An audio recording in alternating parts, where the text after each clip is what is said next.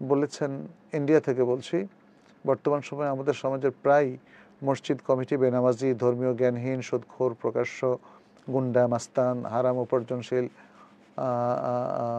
থাকে, মসজিদ কমিটির মধ্যে থাকে না। সেক্ষেত্রে আপনার কাছে শরঈ কামনা করছি ভাইজান, পৃথিবীতে সবচেয়ে উত্তম জায়গা হলো মসজিদ।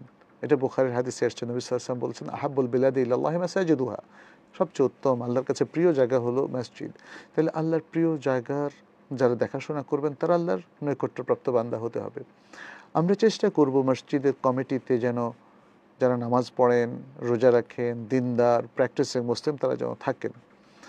আর যদি নানা কারণে কোনো একজন ব্যক্তি যিনি ঠিকমতো নামাজ পড়েন না, তার অনেক খারাপ অভ্যাস আছে, এই ধরনের লোক যদি মসজিদ কমিটিতে আসে, তাহলে তার ব্যাপারে দুটো করণীয়। এক, তাকে সুযোগ দেওয়া তওবা করার, এবং তিনি তওবা করলেন, যেহেতু তিনি এখন মসজিদে আছেন অতএব তিনি ভালো মানুষ হয়ে যাবেন, এটা সবচেয়ে উত্তম।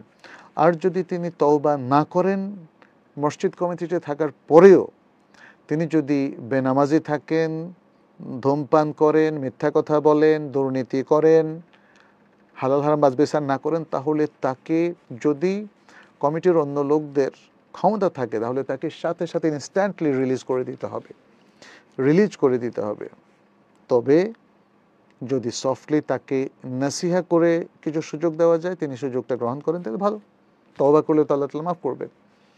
কিন্তু যদি তিনি তওবা না করেন, ভালো মানুষ না হন, তাহলে তাকে স্ট্যান্ড রিলিজ দিতে হবে, মসজিদ থেকে তাকে বহিষ্কার করতে হবে। এমনকি তিনি যদি সভাপতিও হন, তিনি যদি সেক্রেটারিও হন, তিনি যদি মসজিদের অত্যন্ত প্রভাবশালী মুসল্লিও হন, কিন্তু শুক্রবার ছাড়া নামাজ পড়েন না, তাহলে এদেরকে স্ট্যান্ড রিলিজ দিয়ে দিতে হবে।